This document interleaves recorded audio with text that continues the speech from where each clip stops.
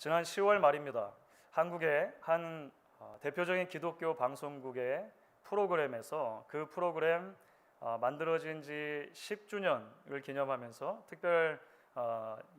특집 방송을 진행을 했다고 합니다. 그 특집 방송의 제목이 한국인이 사랑한 찬송가 베스트 100입니다. 한국인이 사랑한 찬송가 베스트 100. 지난 10년 동안 그 방송을 통해서 이제 보내진 시청자들에게 보내진 찬송곡이 4만 3천여 곡 됐다고 그래요. 그 곡들 가운데서 청취자 선호도, 또 신청 빈도, 방송 횟수 이런 것들을 다 종합을 해가지고 한국인들이 가장 사랑하는 찬송가의 100개를 뽑아놓은 것입니다. 자, 여러분 한번 상상해 보십시오. 추측해 보십시오. 넘버 원이 뭐였을까요? 한국인들이 가장 사랑하는 찬송가로 이번에 뽑힌 곡이 무엇이었을까요? 찬송가 여러분 많이 여러 곡이 떠오르시겠습니다만 438장입니다. 내 영혼이 은총 입어였습니다. 내 영혼이 은총 입어. 내 영혼이 은총 입어 중한 죄짐 벗고 보니 슬픔 많은 이 세상도 천국으로 화하도다. 시작하죠.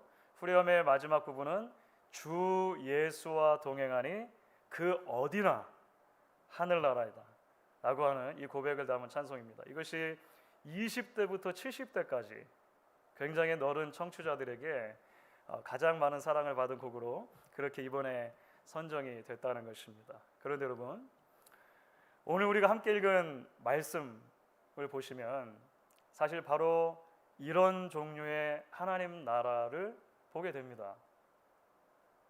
주 예수와 동행하니 그 어디나 하늘나라라고 하는 것을 오늘 말씀처럼 더 드라마틱하게 그려준 것이 또 어디 있을까 싶습니다. 왜냐하면 오늘 말씀은 감옥에 임한 하나님 나라를 이야기하고 있기 때문입니다.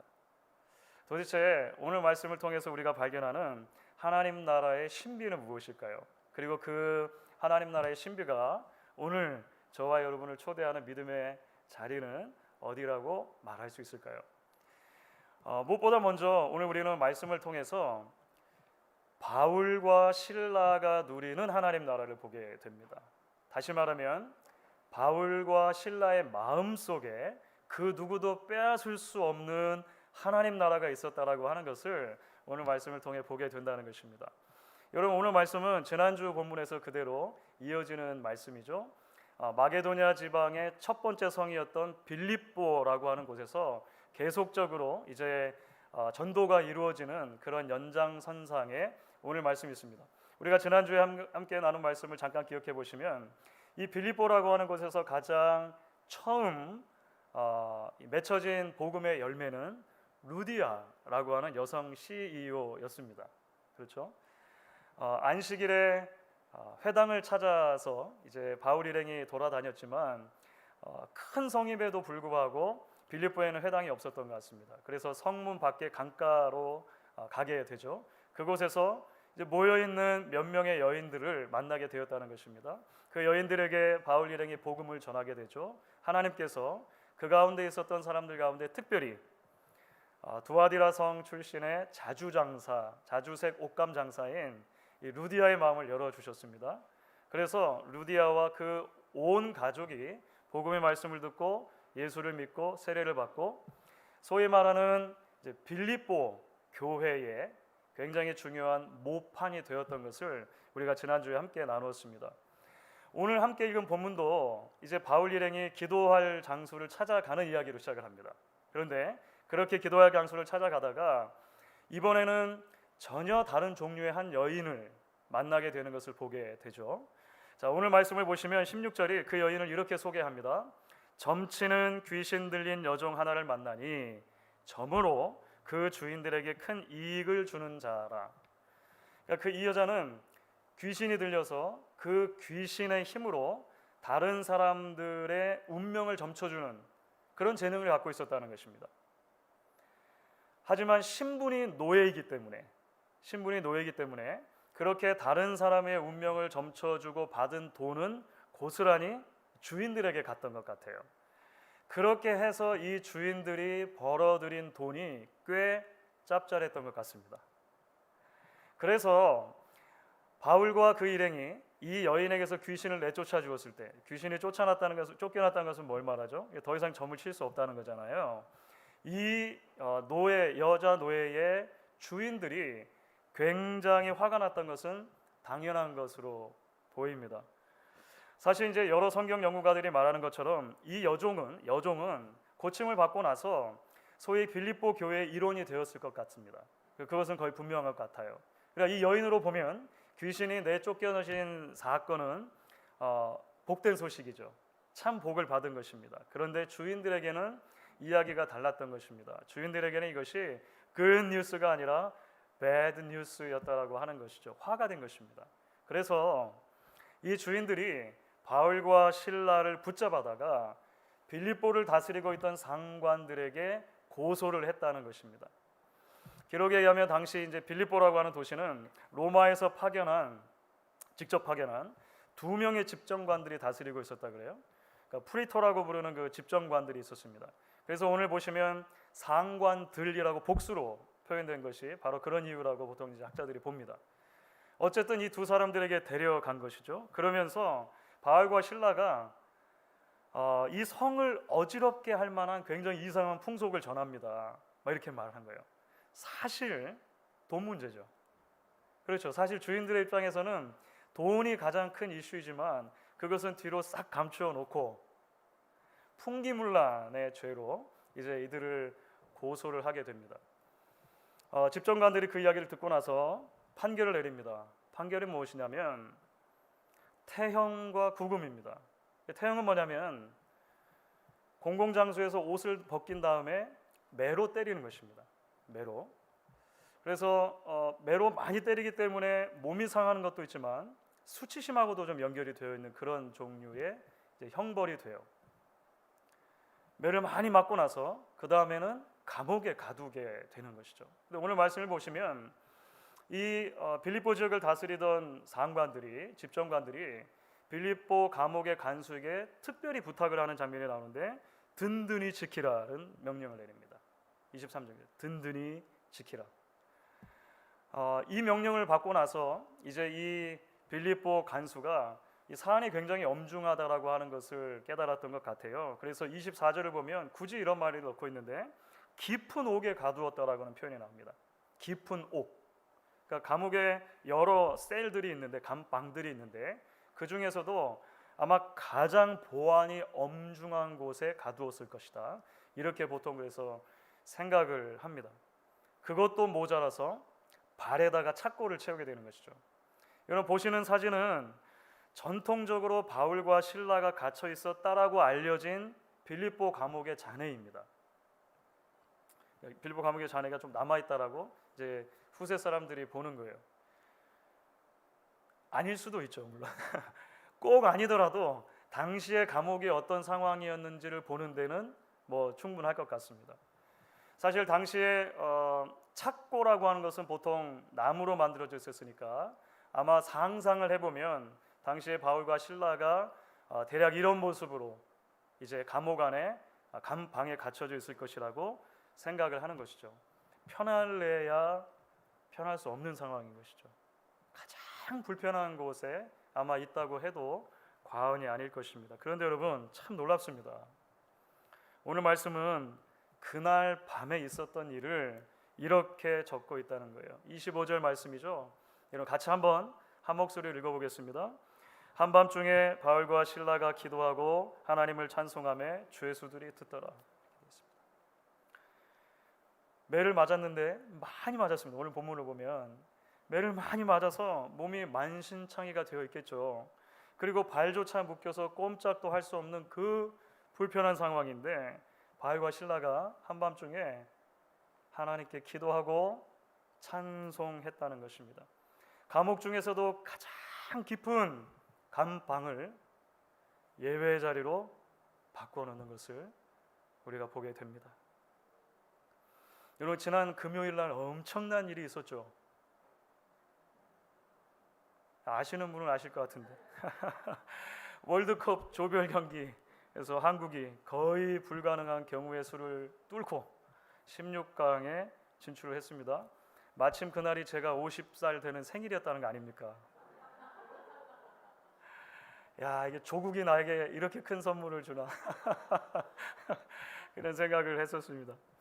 이런 경기 직후에 어려운 상황에서도 끝까지 포기하지 않고 최선을 다해준 선수들에게 막 환호와 갈채가 쏟아졌습니다. 앞으로 남은 경기도 물론 있습니다만 앞으로 경기와 상관없이 그 자체로 격려받고 축하받아야 할 일이라고 그렇게 생각합니다. 물론 뭐 다 잘하면 좋겠습니다만, 그죠? 한국의 승리를 전하는 뭐 수많은 뉴스들이 지난 주말 동안에 쏟아졌잖아요. 그 중에서 제 눈에 들어온 그 사진 하나가 있어요. 이런 사진입니다. 두 선수가 태극기를 들고 있는 모습 보신 분들 계신지 모르겠습니다. 그런데 이 태극기에 글자가 써 있어요. 맨 위에 보시면 impossible is nothing, 불가능은 없다, 뭐 이런 것도 써 있고, 가장 아래에 이런 글씨가 써 있죠. 중요한 것은 꺾이지 않는 마음, 이렇게 써 있는 거예요. 가장 밑에는 중요한 것은 꺾이지 않는 마음. 그러니까 객관적인 전력이나 경우의 수보다 더 중요한 것이 선수들 한 사람 한 사람 마음이 꺾이지 않는 것이다 라고 하면서 막 결기를 다졌던 그 한국 대표팀들의 그런 이제 마음 자세가 생각났던 그런 대목인 것 같아요. 사랑하는 여러분, 어떻게 보면 감옥에 갇혀 있는 바울과 실라도 그렇죠.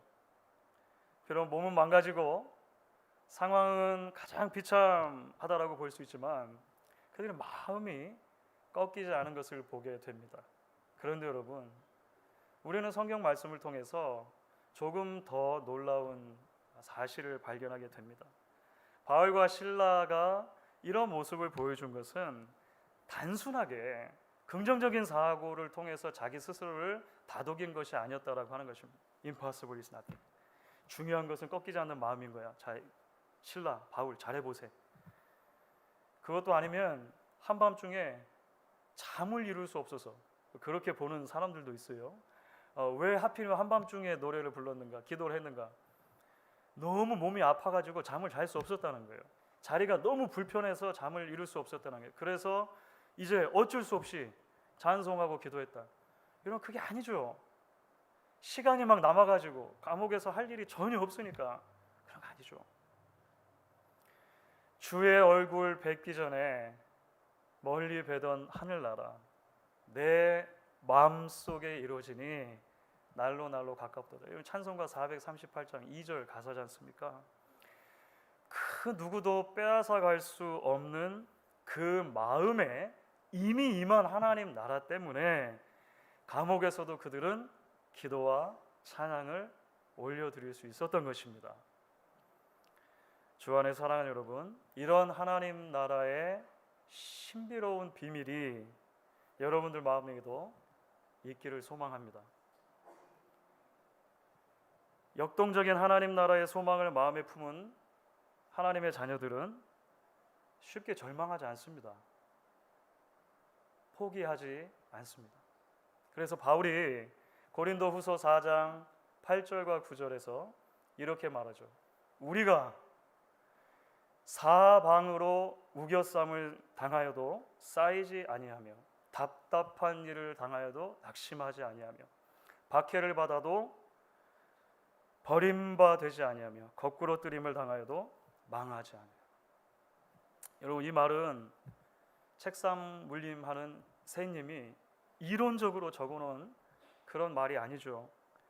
예수 때문에 억울한 누명을 뒤집어 쓰고 심한 매를 맞고 감옥에 갇혀 있지만 빼앗길 수 없는 그 마음에 하나님 나라 때문에 한밤중에 하나님을 찬양하고 기도했던 그 바울의 고백인 것입니다.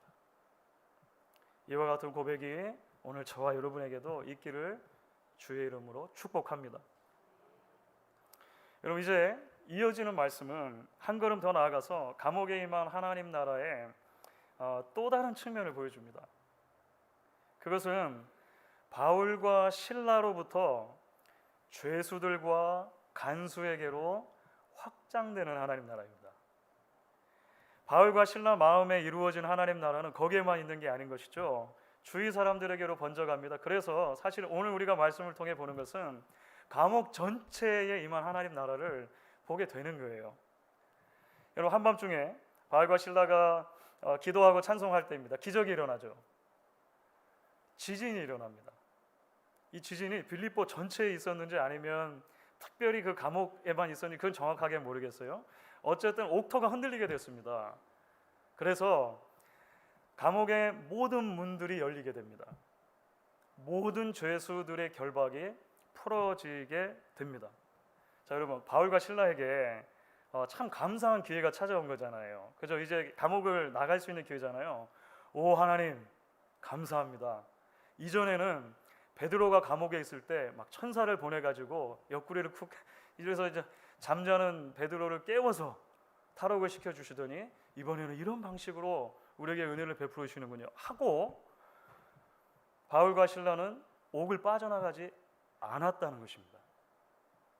그렇죠. 오늘 보면 참 놀랍죠. 바울과 실라가 그런 일이 있었음에도 불구하고 옥에 머물러 있었어요. 왜 그럴까요? 물론 전날 너무 많이 맞아가지고 걸을 수조차 없었을 것이다 라고 보는 사람들도 있어요. 물론 그것도 틀리지는 않을 것 같습니다. 하지만 전후 맥락을 살펴보았을 때 오늘 말씀을 보면 적어도 더 중요한 이유가 있었던 것 같습니다. 그것은 간수 때문인 것 같아요. 간수.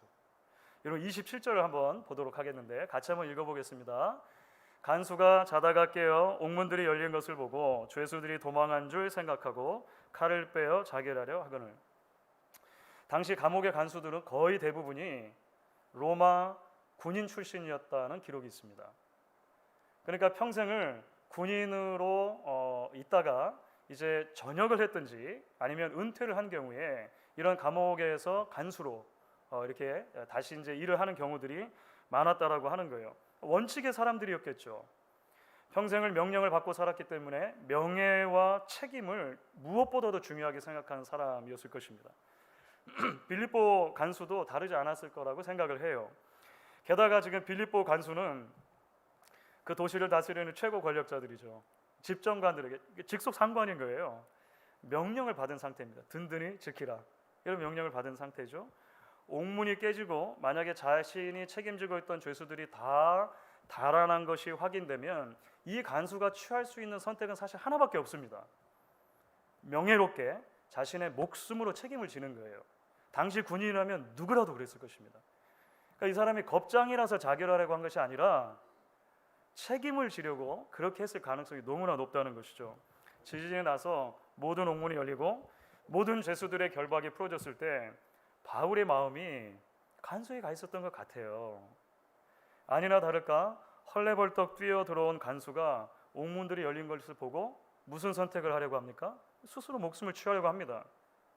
자기 목숨으로 책임을 지려고 했겠죠. 네, 바로 그때입니다. 바로 그때 바울이 큰 소리를 지르는 거예요. 왜냐하면 말리려고 하는 거죠. 큰 소리를 지르되 멈추시오. 당신의 몸을 상하게 하지 마시오. 우리 모든 죄수들이 다 여기에 그대로 있어. 이렇게 말을 합니다. 자, 여러분 우리가 여기서 조금 궁금한 지점이 생깁니다. 사실은 좀 이상하지 않습니까? 바울과 실라는 그렇다 치고 다른 죄수들은 왜 도망을 안 간 거냐라고 하는 겁니다. 여러분 혹시 이 대목 읽으면서 그런 궁금점 드셨던 적 없으십니까? 바울과 실라는 예를 들어서 어제 많이 맞아서 그렇다 하더라도 다른 죄수들은 그런 상황이 아니잖아요. 그야말로 두 번 다시 없을 절호의 찬스인데 왜 다른 죄수들은 도망가지 않았는가? 여러분 우리는 아마 그 힌트를 25절의 후반부에서 발견할 수 있을 것 같습니다. 25절 우리가 읽었었는데 이렇게 되어 있었죠. 한밤중에 바울과 실라가 기도하고 하나님을 찬송하며 죄수들이 듣더라. 죄수들이 듣더라. 여러분 사실 감옥에 들어오는 사람들은요 특별한 경우를 제외하고는 자신의 죄 때문에 들어옵니다. 특별한 경우를 제외하고 감옥에 있는 사람들은 험악한 사람들이고요 악한 사람들입니다. 감방에 있는 사람들 사이에 오가는 대화는 그래서 보통 거칩니다. 대단히 공격적입니다. 저속하기 그지없을 때도 참 많습니다. 여러분 잘 모르시잖아요, 그죠? 그 경험이 없으시니까. 그죠? 그런데 그래요. 영화만 봐도 알 수 있잖아요. 그런데 풍기물란의 죄로 매를 맞고 가장 깊은 감방에 들어와서 발의 착고까지 채워진 상태의 죄수라고 할 수 있는 바울과 실라는 뭔가 다른 것 같은 거예요. 갑자기 이 사람들이 한밤중에 기도를 합니다. 찬송을 합니다. 여러분, 이게 이 죄수들이 이것을 들었다라고 하는 말이 사실은 잘 이해가 될 수 없는 대목입니다. 만약에 정상적인 경우라면 여러분 한번 감옥의 모습을 생각해 볼 때, 영화 장면을 떠올려 볼 때, 정상적인 경우라면 감옥에 있는 다른 죄수들이 어떻게 반응해야 맞을까요? 잠 좀 자자. 시끄럽다. 왜 한밤중에? 그렇죠. 이게 정상이죠. 이게 정상이죠. 아직도 정신을 못 차렸냐? 미쳤냐? 어떤 사람은 아마 그랬을 줄은 몰라요. 나가서 보자. 나가서 보자. 내 잠을 깨우고. 그런데 죄수들이 바울과 실라의 기도 소리, 찬송 소리를 그냥 듣고 있었다는 것입니다. 왜 그럴까요? 마음의 변화가 생겼다라고 밖에 우리가 생각할 수 없는 대목이 되는 것입니다. 바울과 실라 마음에 임한 하나님 나라가 죄수들에게도 전달되었다라고 밖에 볼 수 없는 그런 대목이라는 것이죠. 결국 옥문이 풀렸습니다. 자신들의 결박도 풀린 거예요. 바울과 실라 옥문만 열린 게 아니에요. 바울과 실라 착고만 풀린 게 아니에요.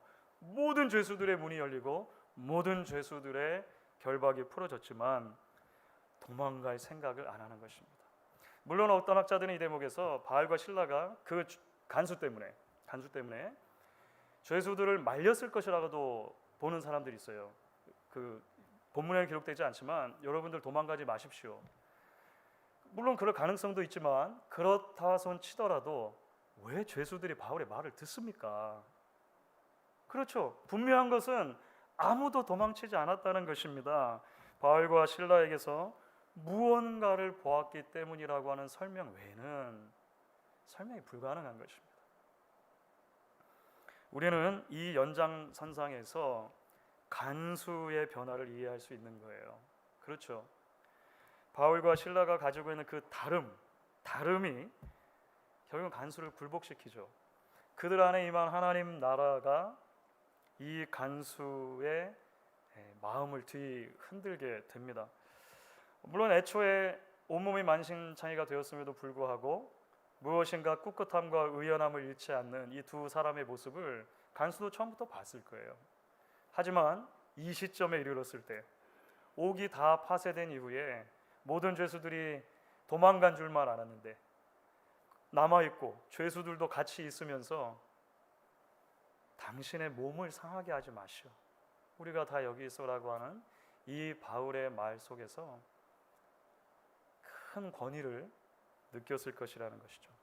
결국 여러분 간수가 오늘 말씀 보면 바울과 실라 앞에 엎드립니다. 말씀드렸죠. 평생을 군인으로 살았던 그 사람이 바울과 실라 앞에 엎드리죠. 그들을 불러다가 이렇게 묻습니다. 선생들이여 내가 어떻게 하여야 구원을 얻으리까? 구원을 얻으리까? 여기서 그 유명한 바울의 대답이 나오는 것입니다. 주 예수를 믿으라. 그리하면 너와 내 집이 구원을 얻으리라. 즉시로입니다. 오늘 33절을 보면 이제 그 강조되어 있는데요. 즉시로 이 간수가 이들을 데려다가 자기 집으로 가죠. 상처를 씻어줍니다. 그리고 나서 온 가족이 다 말씀을 들어요. 그리고 온 가족이 믿고 세례를 받게 됩니다. 놀랍게 이 간수의 가족이 빌립보 교회의 초석을 이루는 굉장히 중요한 기둥들 가운데 하나가 돼요.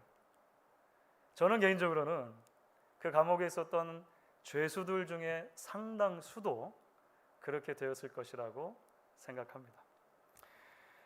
얼마 전 한 신문에서 미술 작품의 위작을 가리는데 한국 최고의 권위자 중에 한 분이 인터뷰가 실린 적이 있어요. 이분이 이제 가람 화랑의 대표인 송향선이라고 하는 분이신데요. 이분 별명이 감정계 대모이십니다. 감정계 대모. 이분이 최근에 미술품 감정과 위작이라고 하는 책을 출간하셨는데 그 출간에 즈음해서 특별한 인터뷰를 이제 한 것입니다. 한국 화가 중에서 뭐 위작이 가장 많이 나도는 화가들은 몇 분이 있대요. 이중섭, 흰 소, 한 번쯤은 다 보셨을 만한 그런 그림입니다. 뭐 박수근, 뭐 빨래터 이런 거 하셨죠. 김환기, 천경자 이런 이제 작가들의 위작들이 많이 나돈데요. 그래서 이 책에는 이런 작가들의 진작, 그러니까 진짜와 위작들, 가짜 작품들을 이제 비교하면서 왜 위작이 위작인가 이제 자세하게 설명을 해놓은 그런 책이라고 합니다. 우리는 이제 이런 질문이 들죠, 자연스럽게. 그렇다면 진작과 위작을 구분하는 가장 중요한 기준이 있다면 그게 무엇인가? 그렇죠. 우리는 책을 다 읽을 수 없으니까 한마디로 무엇인가 이렇게 묻고 싶잖아요. 죄송합니다. 기자도 마찬가지 생각하셨던 것 같아요. 그 기자가 같은 질문을 했습니다.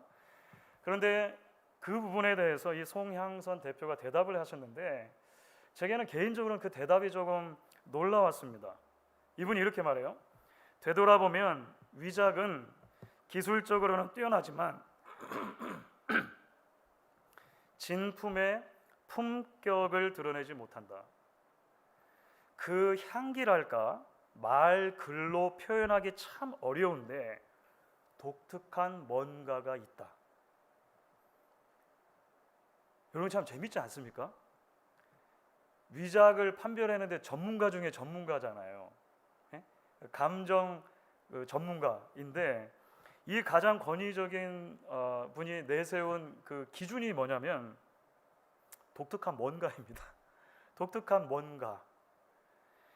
진짜에는 가짜가 흉내낼 수 없는 하여간 뭔가가 있다는 것입니다. 뭔가가 말과 글로 다 풀어 설명할 수는 없지만 분명히 존재는 하는 거예요. 그 뭔가를 보고 진품을 가려낸다는 것입니다.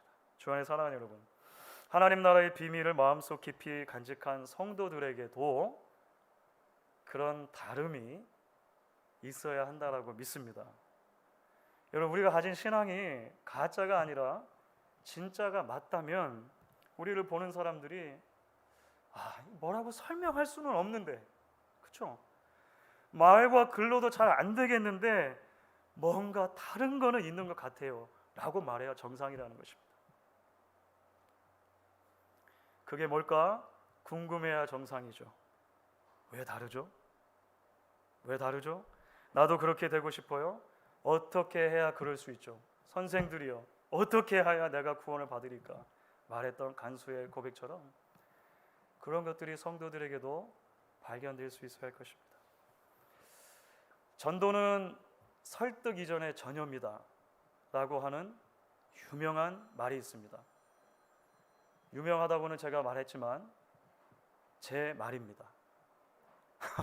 뭐 어디서 옮긴 건 아니고 저는 그렇게 믿습니다. 전도는 설득 이전의 전염이다. 아직 학계에서는 인정받지 못한 여러분, 비록 감옥이지만 바울과 실라는 그곳에서도 하나님 나라를 경험합니다. 그들의 마음에 임한 하나님 나라는 감방마저도 예배 자리로 바꾸게 됩니다. 나아가 그들이 경험한 하나님 나라는 감옥 전체로 번져갑니다. 죄수들에게로, 간수들에게로, 그 간수의 가족에게로 하나님 나라가 전염되어져 가죠. 복음의 능력 안에서 어느 곳에 있든지 하나님 나라를 여러분 마음 가운데 누리는 축복이 여러분 모두에게 있기를 소망합니다. 나아가서 우리를 통해 그 하나님 나라가 주위로 끊임없이 전염되어지는 복된 일들이 있기를 주의 이름으로 간절히 축원하겠습니다.